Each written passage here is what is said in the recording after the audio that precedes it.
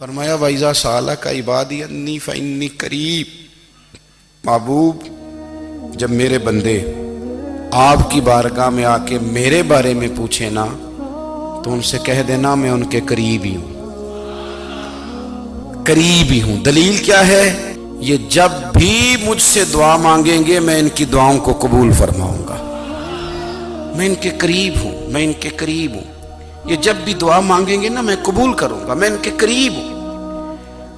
اللہ تبارک و تعالیٰ کے بندے اللہ سے محبت کرتے، رب کی بارگاہ میں جھکتے، اس کو اپنے دکھ سناتے، اس کے پیارے محبوب صلی اللہ تعالیٰ علیہ وسلم کا وسیلہ لے کے اس کے حضور حاضر ہو جاتے، پیشانیاں سجدوں سے روشن ہوتی۔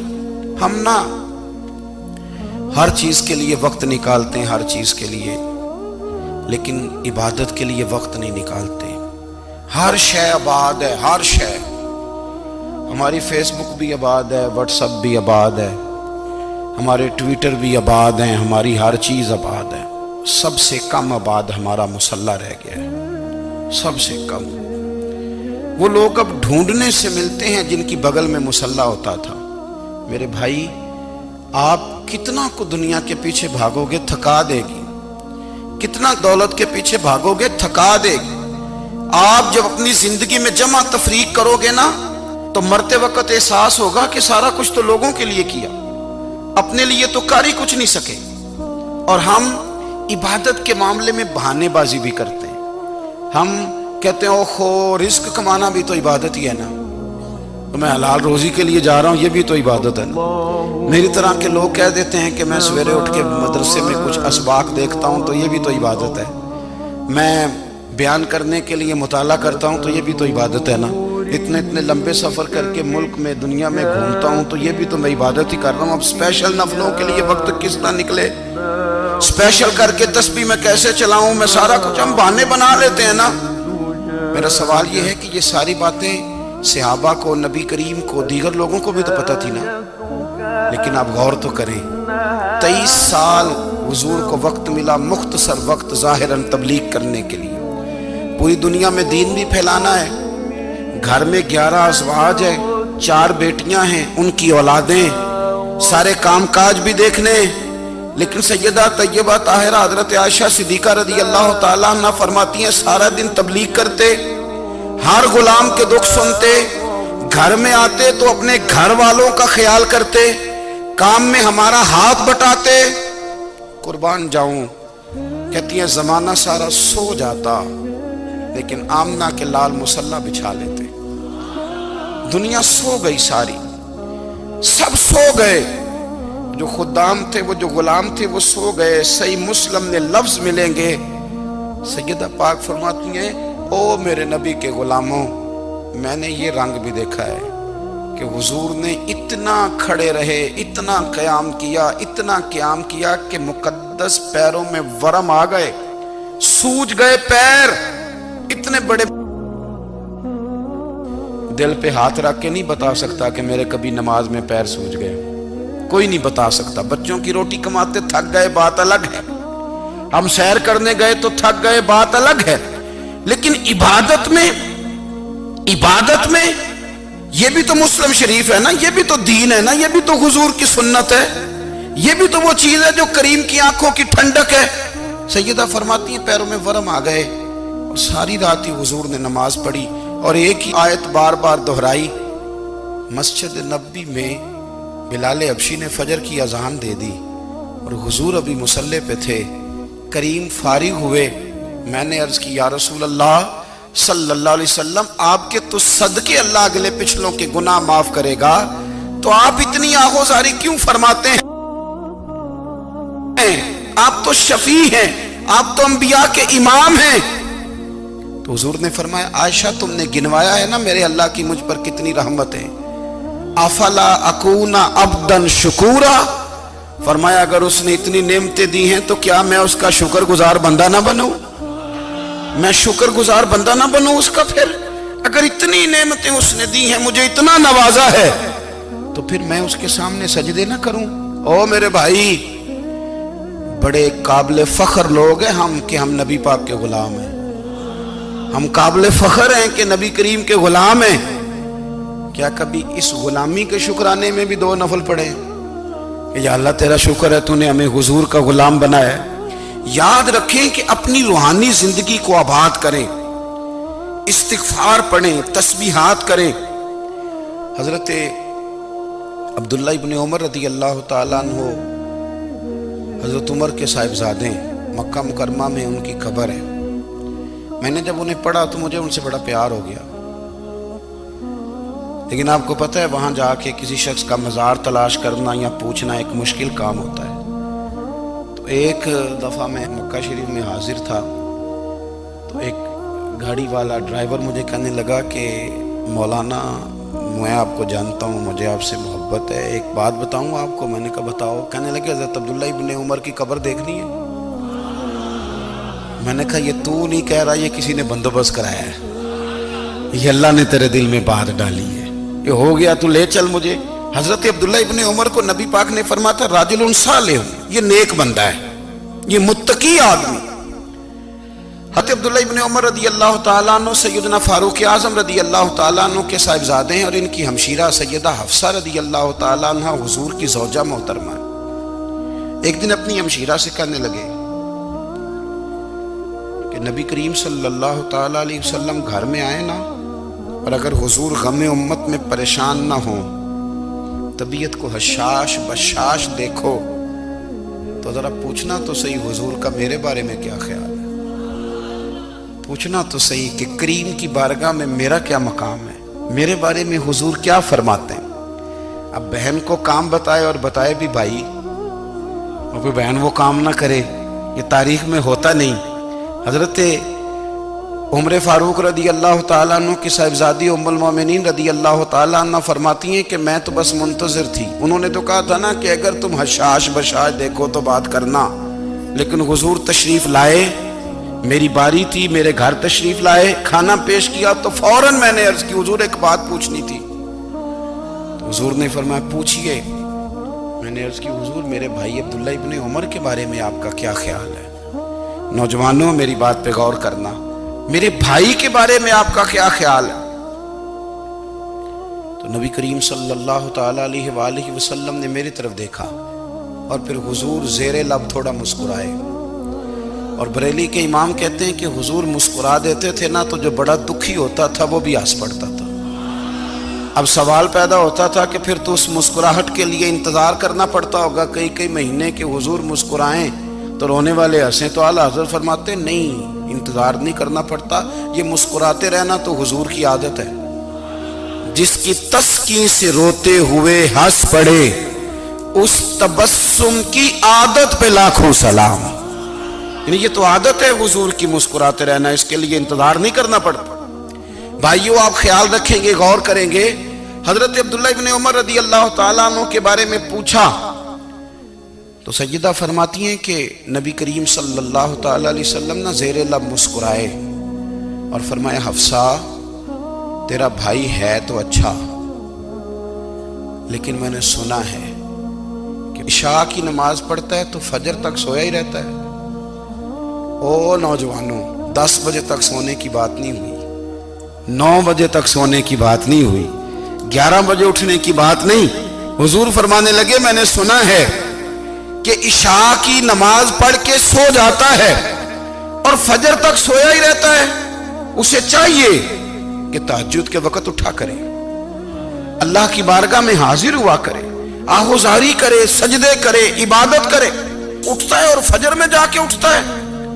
حضرت جناب حفصہ رضی اللہ تعالیٰ عنہ کہتی ہے میں نے جناب عبداللہ ابن عمر کو پیغام دیا اور میں نے کہا میرے جوان بھائی سن، نبی پاک نے فرمایا ہے تو اچھا پر تہجد میں نہیں اٹھتا، نفل نہیں پڑھتا۔ او میری ملت کے جوانوں، مزہ نہیں آ جاتا جب ساری دنیا سوئی ہو، ساری دنیا، اور بستر بھی گرم ہو اور نیند بھی پورا غلبہ کر رہی ہو، اور اچانک گھنٹی بجے دماغ میں، آنکھ کھلے، گھڑی پہ نظر پڑے، 3:30 4 بجے کا پیغام گھڑی بتائے، اور کوئی چڑھتی جوانی والا اٹھ کے وضو کرے، اور جب وہ مصلی کھول کے بچھائے تو مدینے والے محبوب کہتے ہیں کہ ہر نماز پہ رب ثواب دیتا ہے، اور جو اٹھ کے تہجد کی نماز پڑھے اسے دیکھ کے تو رب مسکراتا ہے، جو اس کی شان کے لائق ہے، جو اس کی شان کے لائق، وہ مسکراتا ہے، خوش ہوتا ہے کہ میرا بندہ تہجد میں اٹھ گیا، وہ مسکراتا ہے۔ کاش ہماری صبحیں کبھی اپنے مالک کے نام ہو جائیں، کاش کے صبح۔ حضرت ابو الحسن رحمۃ اللہ تعالی علیہ حضرت معاذ ابن جبل رضی اللہ تعالیٰ عنہ کے پاس بیٹھا کرتے تھے، فرماتے ہیں ان سے جو پیار بڑھا تو پھر میرا مصلی سے بھی بڑھ گیا۔ تابعی ہیں، فرماتے ہیں صحابی رسول سے محبت ہوئی تو ذکر سے بھی ہو گئی، پھر درود شریف سے بھی ہو گئی، محبت ان سے بڑھی تو پھر اللہ نے مسجد کا پیار بھی بڑھا دیا۔ آپ فرماتے ہیں کہ میری ہر وقت بھی یہ چاہتی تھی کہ بس اللہ اللہ کروں، بس اللہ اللہ کروں، بس نہ میں ذرا تھوڑی جان چھڑاؤں لوگوں سے، کوئی 10 منٹ ملے تو میں کوئی 4 نفل پڑھ لوں، میں تھوڑا سا نہ بچوں لوگوں سے، اور مجھے تسبیح ملے تو میں نہ کوئی 400-500 دفعہ استغفار پڑھوں، سبحان اللہ الحمدللہ اللہ اکبر لا حول ولا قوت الا باللہ، میں نہ تسبیحات پڑھوں۔ فرماتے ہیں کہ بچے تھے گھر میں 6-7، غربت تھی، کام ملتا کوئی نہیں تھا، اور میں کام چور نہیں تھا، کام ڈھونڈتا تھا، پر اللہ کی قدرت کے کام نہیں ملتا تھا۔ فرماتے ہیں کہ میں نے ایک دن اپنی اہلیہ سے کہا کہ آج میں پھر جاتا ہوں کام ڈھونڈنے، تو میری بیوی بڑی فرما بردار تھی، پر اس دن نہ غربت کے ہاتھوں تنگ آ کے کہنے لگی آج نانا کوئی تو چیز لے کے آیا، تو مجھ سے بچوں کی بھوک نہیں دیکھی جاتی، یہ سب روگاں دا روگ محمد جس دا نام غریبی، کنڈ بلا کے لنگ جاندے نہیں دوست یار قریبی، آج نہ کچھ لے کے آیا تو میں بچے لے کے چلی جاؤں گی۔ شیخ فرماتے ہیں کہ میں بڑا پریشان گھر سے نکلا، پر میں نے صبح سے لے کے زور تک کام ڈھونڈا، کام ملا کوئی نہیں، تو میرے دل میں خیال آیا چلو کام نہیں ملتا تو اللہ اللہ تو کرے نا، چلو بندوں کی مزدوری نہیں ملتی تو رب کریم کی عبادت ہی کرتے ہیں۔ فرماتے ہیں کہ میں نے نا فرات کے پانی سے وضو کیا، نہر کے، شدید دھوپ تھی، ساتھ ریت تھی اور ریت تپ رہی تھی، میں نے اپنا رومال وہیں مصلی کے طور پر بچھا لیا، اور فرماتے ہیں کہ زور سے لے کر عصر تک نماز پڑھی، دھوپ بھی پورے زور پہ، پر میرے سجدے کا ذوق بھی پورے زور پہ۔ فرماتے ہیں سورج بھی چمک رہا ہے اور رب کی عبادت کا ذوق بھی پورے زور پہ، میں سجدہ کروں تو پھر میرا اٹھانے کو جی نہ چاہے۔ میرے استاد لکھا کرتے تھے، یہ ان کا شعر ہے، وہ کہا کرتے تھے مجھے سوز دے، مجھے ساز دے، اور مجھے نیم شب کا نیاز دے، دم سجدہ خود کو میں توڑ دوں، مجھے ایسا ذوق نماز دے، اور میں تیری بہار کا پھول ہوں، میں کھلا بھی ہوں تو تیرے لیے، مجھے میری شاخ سے توڑ لے، مجھے اپنی زلف کا ناز دے۔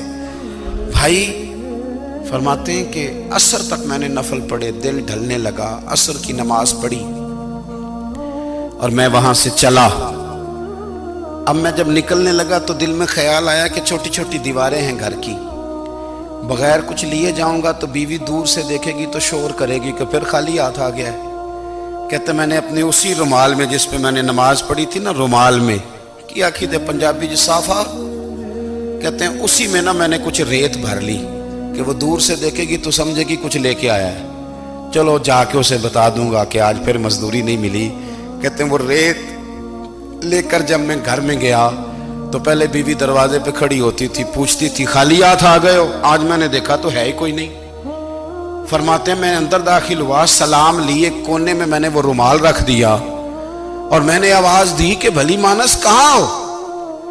تو وہ کہنے لگی آپ منہ ہاتھ دھو لیں، میں روٹی لے کے آئی۔ میں نے کہا روٹی کہاں سے آ گئی؟ یہاں تو کئی دنوں کے فاقے، تو کئی دنوں کی غربت ہے، یہاں تو اس گھر میں تو فقیری ہے۔ فرماتے ہیں کہ وہ روٹی لے کے آئی اور اس وقت کی جو موجودہ نعمتیں تھیں، سمجھ لیں سلاد، اچار، ہر چیز ساتھ لائی۔ میں نے کہا کہ بچے کہاں گئے؟ کہنے لگی وہ کھانا کھا کے کھیلنے گئے، آپ کھانا کھا لیں آ جاتے۔ کھانا اس نے چن دیا۔ میں نے حیرت انگیز لہجے میں ساری نعمتیں اپنے دسترخوان پہ دیکھ کر کے بیوی سے پوچھا یہ کہاں سے آیا کھانا؟ بچوں کو تو نے کہاں سے کھانا کھلایا؟ یہ سارا کچھ کیسا ہے؟ کہنے لگی پتہ نہیں آج آپ کس کریم کی مزدوری کرنے چلے گئے تھے، پتہ نہیں کس کریم کی، میرے گھر میں تو اتنی نعمتیں آئی ہیں کہ مجھ سے سنبھالی نہیں جا رہی، اتنا اناج ہے، اتنا گندم ہے، کس کریم کے دروازے آج چلے گئے تھے؟ یہ کہتے کہتے وہ اٹھی اور اٹھ کر کے کہنے لگی پہلے ہی بڑا کچھ آیا تھا، اب کیا لے آئے ہو؟ اور جا کر کے نا اس نے وہ ریت والا رومال کھولا، کہنے لگے میں تو لے کے آیا تھا ریت، تو میرے رب نے اسے بھی سونے اور ہیرے بنا دیا تھا۔ جب آپ کی توجہ اللہ کی جانب، میرے نبی پاک صلی اللہ تعالی علیہ وسلم نے فرمایا ہر چیز اپنے رب سے مانگ، ہر چیز مانگ، ہر چیز مانگ۔ یا رسول اللہ کیا کچھ؟ میرے محبوب نے فرمایا تیرے گھر میں نمک بھی ختم ہو جائے تو وہ بھی اپنے رب سے مانگا کر، تو مانگنا وہ تجھے دے گا، تو اس کی بارگاہ میں کشکول طلب دراز تو کرنا۔ اور ترمذی شریف میں عجیب لفظ ہے، رسول کائنات نے فرمایا، رب کریم فرماتے ہیں جب میرا بندہ ہاتھ اٹھاتا ہے نا تو مجھے حیا آتی ہے کہ میں خالی کیسے لوٹا دوں اس کے۔ اتنے بڑے بادشاہ کی بارگاہ میں دعا کی بڑی طاقت ہے۔ میرے نبی پاک نے فرمایا دعا مومن کا ہتھیار ہے، دعا مومن کا، دعا مومن کا۔ حضور نے فرمایا تقدیر کو سوائے دعا کے کوئی چیز نہیں بدل سکتی، دعا مومن کا ہتھیار ہے، یہ کافر کے پاس کوئی نہیں، یہ ہتھیار ہے مومن کا۔ اللہ کرے آپ کو سمجھ آئے، پھر سنیں، کئی بار کہہ چکا ہوں یہ ہتھیار ہے۔ کافر کے مقابلے میں جو تیرے پاس سب سے بڑا ہتھیار ہے وہ دعا ہے۔ دعائیں کرانی چھوڑ دی، کرنی چھوڑ دی، لینی چھوڑ دی۔ حضرت سیدنا انس بن مالک رضی اللہ تعالیٰ عنہ فرمایا کرتے تھے میں نے وہ رنگ دیکھا ہے جب حضور دعا مانگتے تھے اور حضور کی مقدس آنکھوں میں آنسو بھی ساتھ ہی بہا کرتے تھے، میں نے وہ انداز دیکھا ہے۔ بھائی اپنا مصلی کا، عبادت کا، وظائف کا، اللہ اللہ کا سلسلہ اس کو مضبوط کرے، اپنی دعاؤں کے تعلق کو مضبوط کرے۔ دعائیں بڑے انقلاب برپا کر دیتی ہیں۔ ہم تھوڑے تھوڑے نا جب سے خشک ہوئے ہیں نا، خشک، اور میری تو جماعت ہی صوفیاء کی جماعت تھی، ہم تو داتا علی اجمیری کی جماعت سے، ہم تو خواجہ اجمیری کی جماعت سے، ہم تو شیخ احمد فاروق سرہندی کی جماعت سے، ہم تو صوفیاء کی جماعت۔ ہماری جماعت نے بھی وہ تعلق جو ہمارے بزرگوں نے بنایا تھا۔ بزرگ اللہ کے قریب کیسے جاتا ہے؟ تو ہمارے یہاں نا بہت سارے لوگ کہتے ہیں جی نظر ہو گئی تو کام ہو گیا۔ بھائی جو بخاری مسلم میں طریقہ ہے نا اللہ کا قرب پانے کا وہ تو نفل ہے۔ نبی کریم علیہ السلام نے فرمایا بندہ نفلوں کے ذریعے رب کے قریب جاتا ہے، اور اتنا قریب جاتا ہے کہ پھر اللہ اس کی زبان بن جاتا ہے، اللہ اس کی آنکھیں بن جاتا ہے، کان بن جاتا ہے، ہاتھ اور پیر بن جاتا ہے۔ تو یہ تو عبادت ہے، یہ تو اللہ کی بارگاہ کی حاضری ہے جو آپ کو اللہ کے قریب کرے گی۔